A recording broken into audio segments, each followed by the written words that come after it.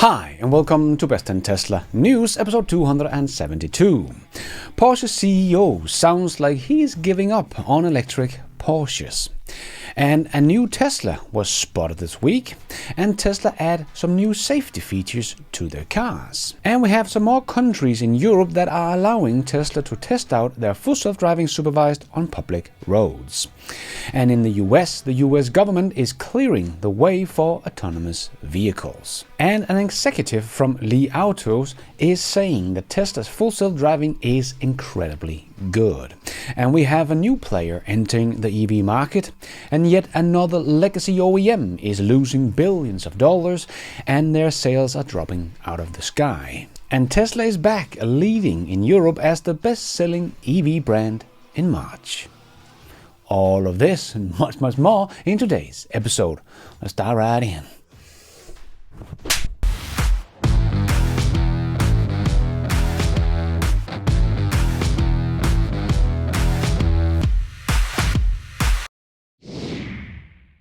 Let's put our living stereo stylus in this groove.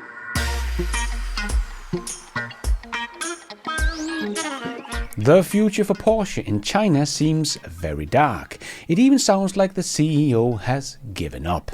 As Alex wrote in his post on X, Porsche is finished in China. Porsche sales in China slumped by 42% in the first quarter.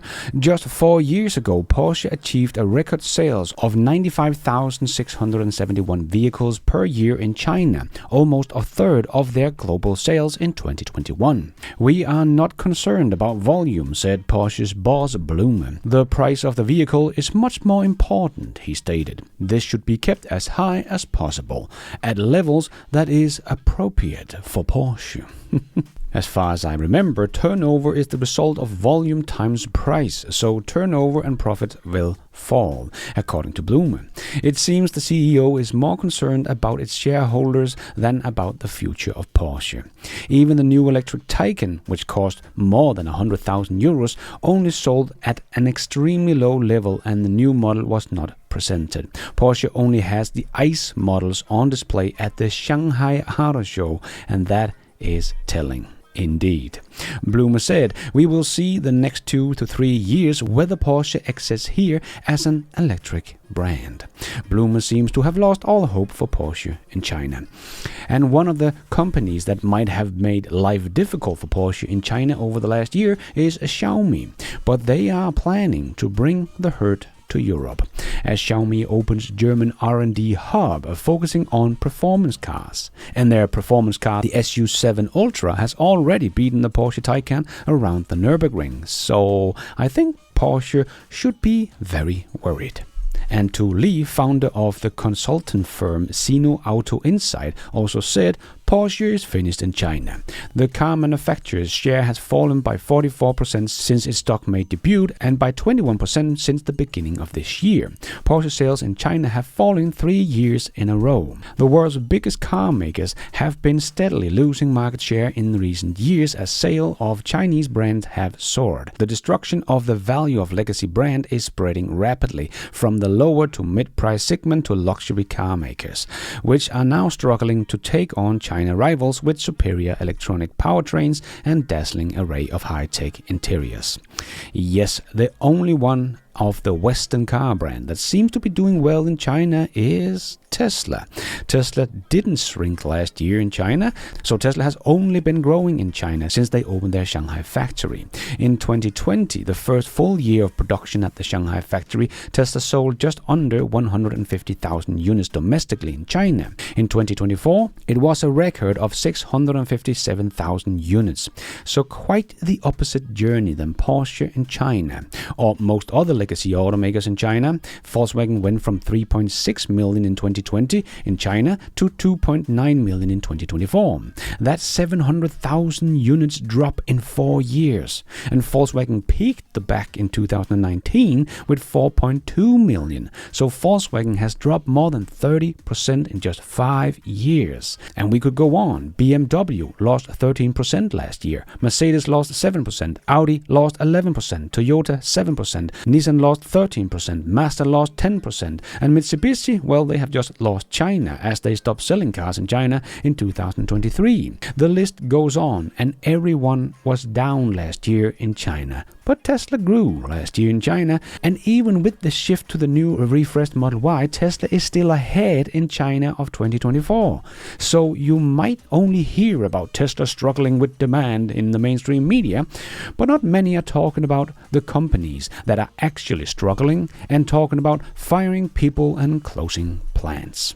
You know how much I value my digital privacy, right? So when I saw this news, one of the biggest data leaks ever, affecting 3 billion individuals, it's unsettling because this isn't just any data. It's deeply personal stuff like real names, online alias, social security numbers, where you live, where you have been, what you do online, and more. Imagine if login details, social security numbers, or bank details fell into the wrong hands. It's a recipe for disaster, like identity theft.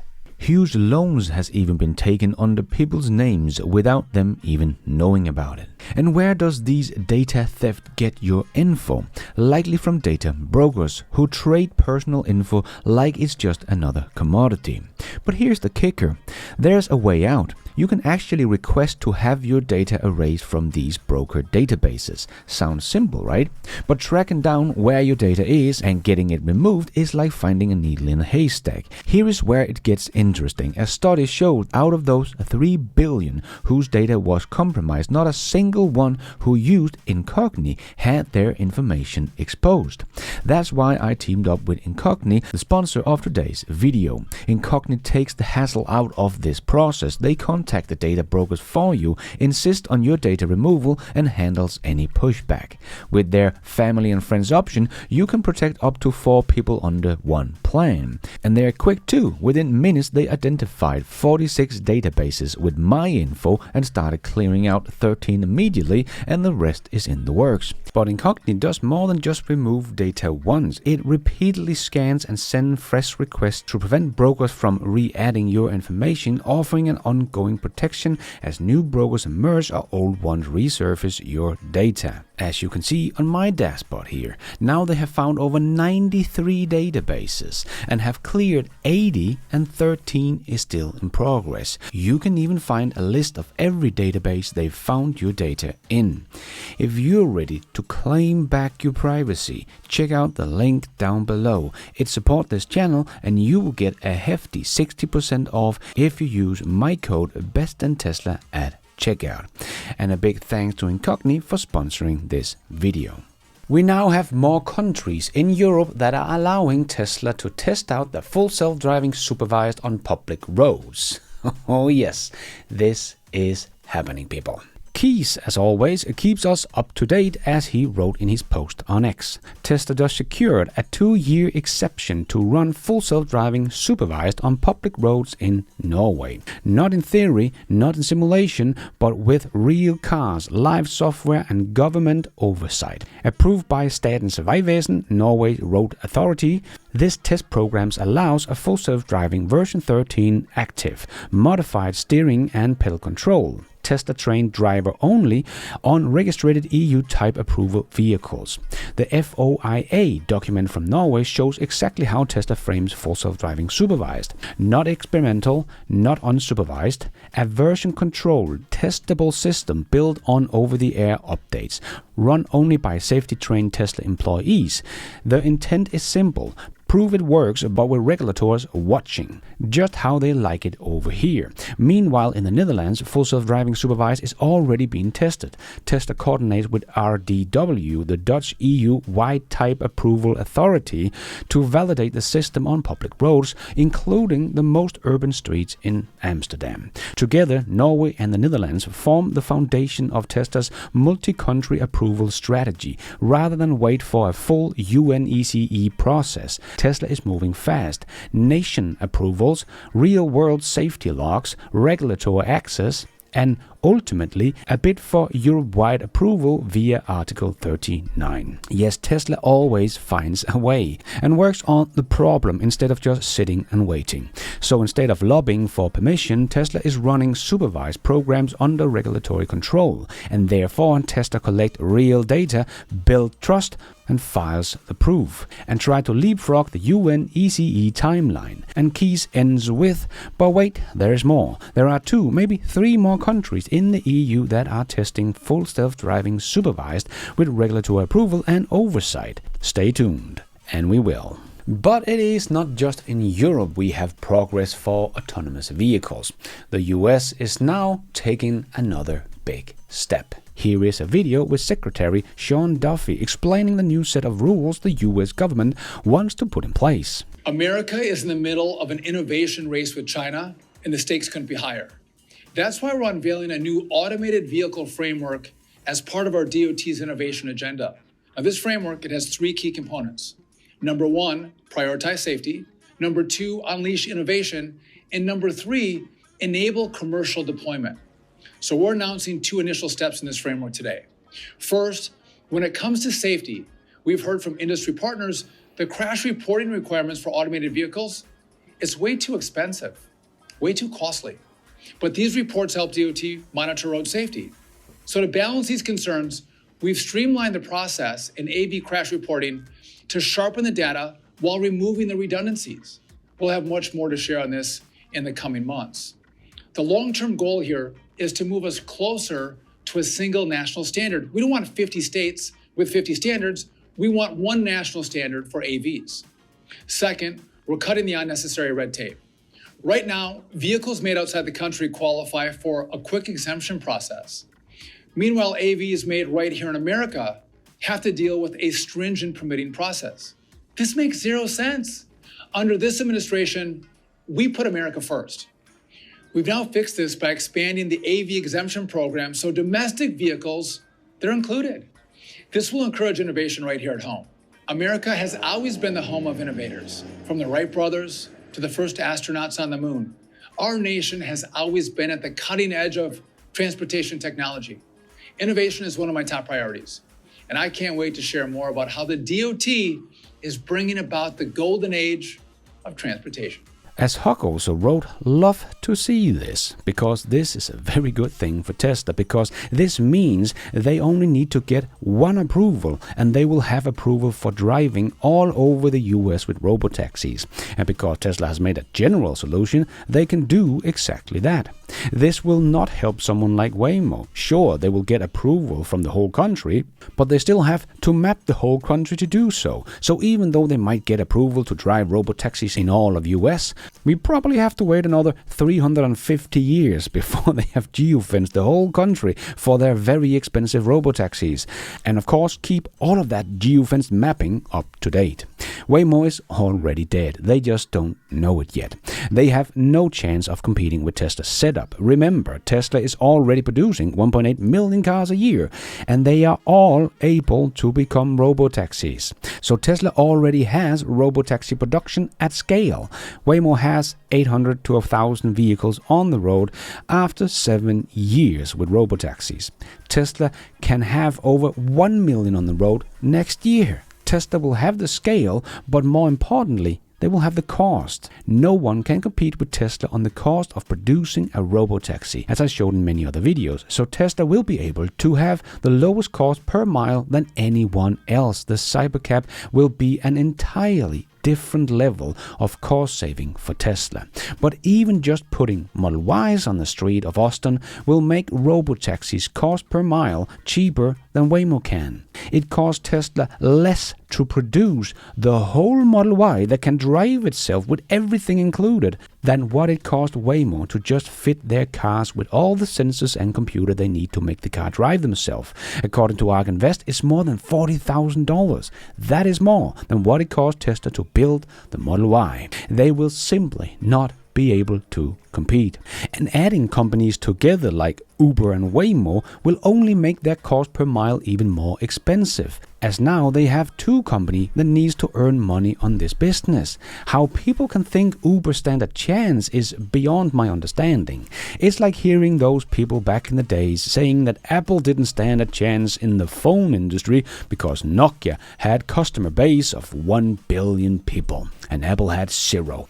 Like Ross here, that thinks Waymo will win over Tesla. As he writes, Waymo have hundreds of thousands of fully functional operating robotaxis. So just these comments tell you all you need to know about Ross' knowledge about the matter. They don't have hundreds of thousands of vehicles. They have like 800 running the street. So it's just fun to see how little people actually get this. So I still think this will come as a big surprise to the public, even though us here in the Tesla bubble that has been following this and tried to understand the underlying technologies already knows how this will go. Waymo and Uber will become irrelevant quickly, as Tesla offers a more affordable ride, but a better one. They will have a quicker pickup time and no smelly driver and big beautiful screen with entertainment tailored for you. And we have seen Tesla already live with full self-driving supervised driving employees around, as I showed you in my Overflow News show this week. And Omar also wrote on X, this is going to be a game changer. I've taken our robotaxis all over Austin, from downtown to getting dropped off right in front of the Giga Texas. Full self-driving is remarkable. Can't wait for our launch this summer. Driverless, unsupervised full self-driving and the convenience it brings will blow people away. It's the future. Yes, driverless cars are the future. There is just no way around it. Even Volkswagens know this. Even though they gave up on their joint venture with Ford, they have made a new partnership. But if you think adding two companies together like Waymo and Uber will make things more expensive, well, Volkswagen have taken this to a whole new level, as they don't know how to do this themselves. As Volkswagen is making the car, the ID. Bus, for this joint venture. But the full self-driving software for the ID. Bus is a joint effort, with Mobileye providing the core autonomous driving technology, which include 13 cameras, 9 LiDAR sensors and 5 radar units. So very expensive tech in an already very expensive ID. Bus. But we are far from done. MOIA, a Volkswagen subsidiary, is handling the integration of the operational software for ride-pooling service, and the company Emotion 3D provides AI-based in-cabin monitoring software, Cabin-Eye, to ensure passenger safety by automating tasks like checking seatbelts usage and passenger counts. And all of these companies need to earn money on this venture. Again, just the car Volkswagen provide cost something like 3 to 4 times more than what Tesla's Cybercab cost for Tesla to produce. And Tesla has made all of that Volkswagen is trying to integrate with their many companies themselves. And again, Volkswagen is aiming for thousands of robotaxis at some point, but Tesla will have millions within a couple of years. This partnership is destined to fail, just like the partnership with Ford did. And let's squeeze in the last short news topics into this news show. Yes, it's time for the Tesla shorts.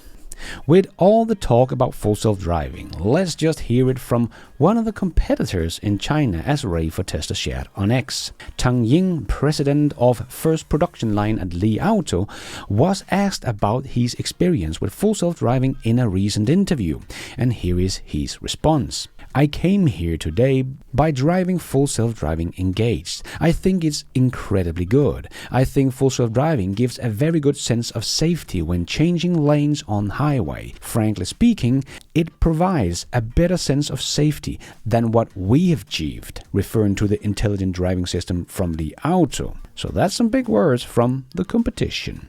And Tesla is back leading the race in Europe as the best-selling EV brand. For Q1, Tesla is the second best-selling brand after Volkswagen. But funny how, in March, after they started selling the new refreshed Model Y, Tesla went back to being the best-selling EV brand, even outselling the Volkswagen brand. And no matter if we look at Q1 or March, the Tesla Model Y and 3 were the two best-selling BEVs in Europe. Oh, the demand problem.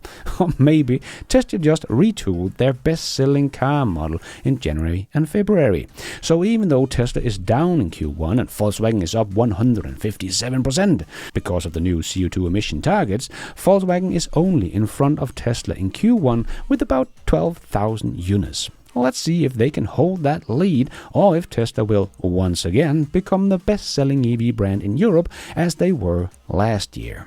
And at the earnings call, Elon did say that he will spend less time at Doge as it is up and running. And Alexandra had this to say about it on Bloomberg. It's always been clear, both by Elon and by President Trump, that this would be limited in time for his full time allocation of time. But this is coming to an end in May, which is not surprising at all, other than people who may not have listened. So him dialing it down to 1 to 2 days a week, and do remember, Elon's week is a 7-day week and not a 5-day week. So him dialing it down to 1 to 2 days of Dodge oversight and still being available to it doesn't mean he's completely backing out of it.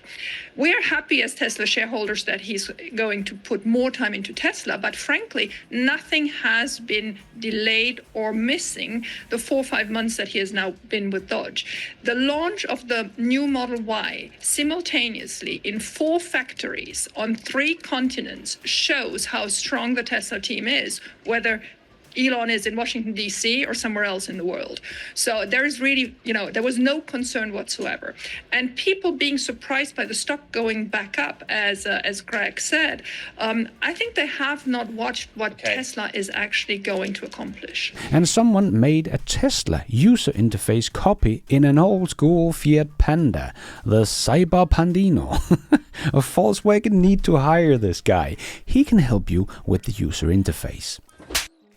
And yet another legacy automaker that are losing billions of dollars and continues to see sales drop out of the sky is Nissan. Nissan expects $5 billion in loss, issues a profit warning, revised outlook yet again for fiscal year 2024, which end at March 31st, 2025. Nissan has been a dead man for many years, as you can see on this chart here from AJ. They have lost 2.4 million units in sale just over the last 6 years. But it is apparently because of Elon's politics. And it is only Tesla that has a demand problem, right? Not Nissan. And Mercedes just released a futuristic luxury van concept called the Vision V. They say production is planned for sometime in 2026. It looks wild. They say it is available in the US as well. Are minivans making a comeback? Well, we have seen so many concept cars from the legacy automakers that never saw the light of day. And that car looks to be very expensive, so not really an everyday family car, so call me skeptic on this one.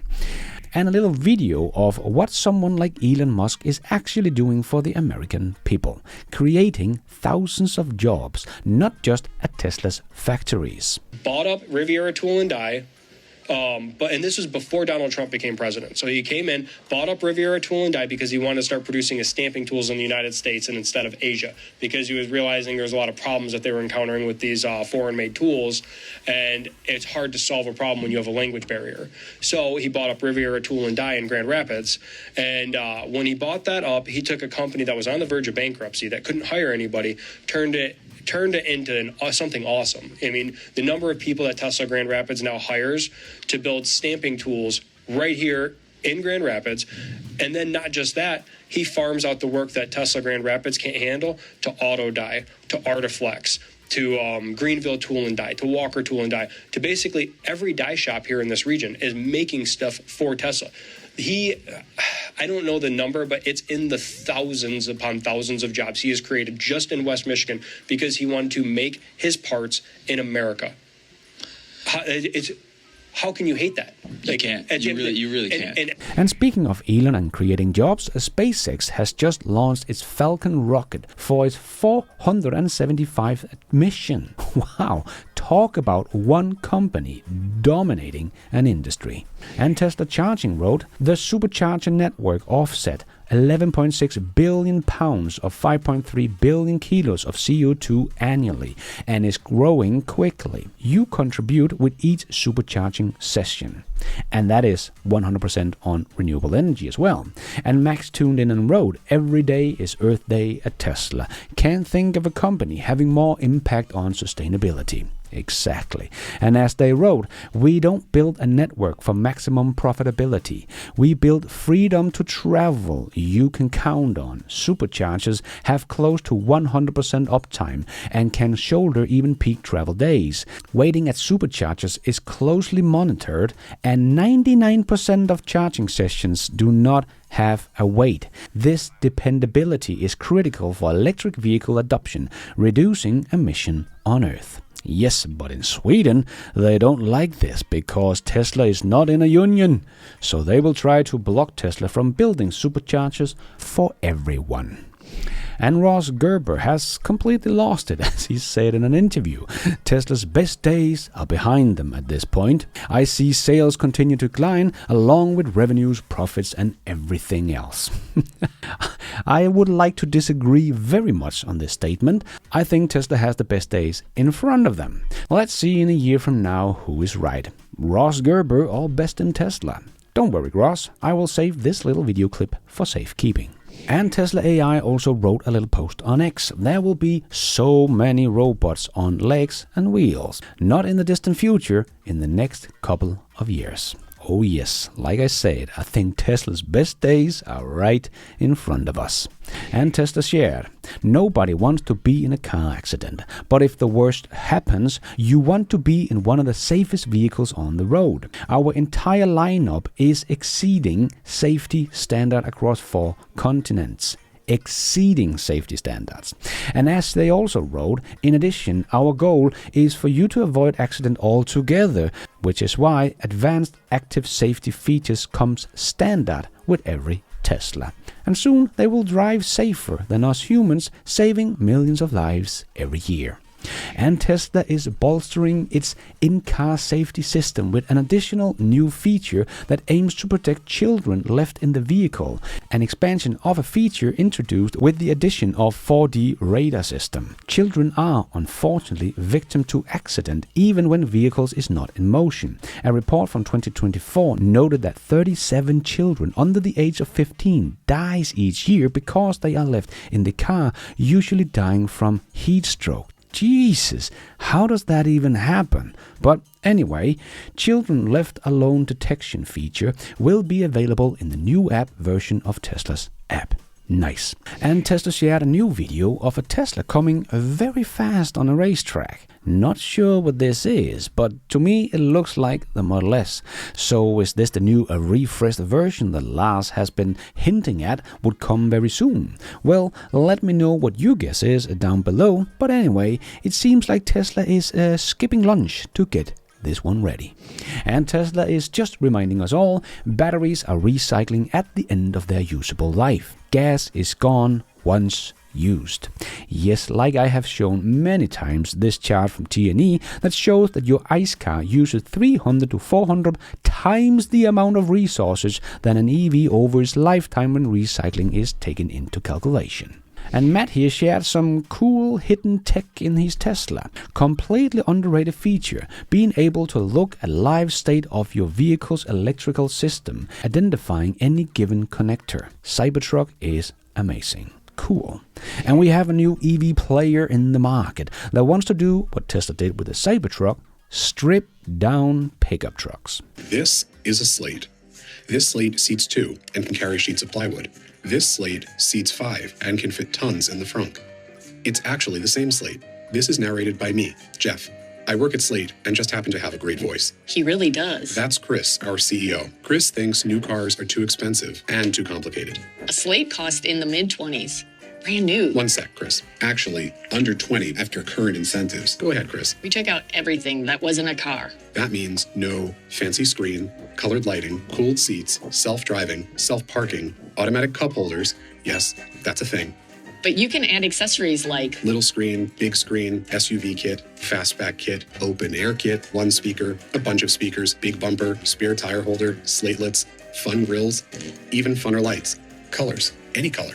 Really, wrap it in any color. And Slate Access Points means you can add an accessory now, later, or even make one yourself. it's like a potato head.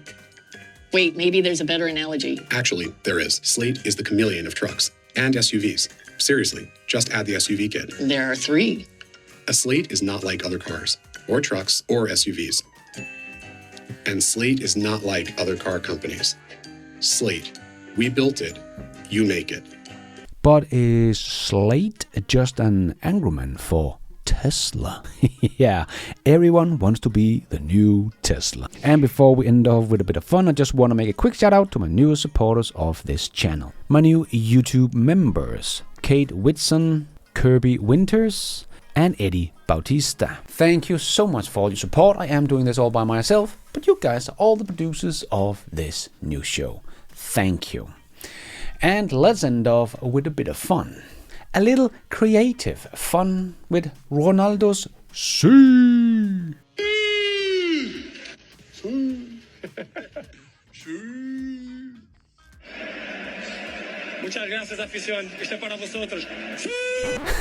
That is all we have time for in this news show. Hope you enjoyed it. If you did, don't forget to hit that like button. It really does help this video out a lot so others can find it on YouTube. And if you did like it, maybe you want to consider hitting that subscribe button, notification bell, so you don't miss out on future videos just like this one. And if you're already a subscriber to the channel, thank you so much for the support. But if you want to support the channel even more, remember you can, for as little as $1, become a patron of this channel, or become a member of the YouTube channel to get a shout out as some extra perks like early access, ad-free versions of my videos, exclusive videos. So hit the members button or check out Patreon to find out more. And don't forget to follow me on X. I post pretty much all the news as it comes out and a lot more. And check out the merch store to get some merchandise and support the show. It is also possible to support the show without becoming a member or a patron. There is a donation option down below or on my website bestintesla.com. You can also become an executive producer and get news articles, exclusive videos, behind the scenes, and access to all my research charts and spreadsheet also on bestintesla.com, or as simple as hitting the super like button. And thank you for watching. And until next time, take care out there and be nice.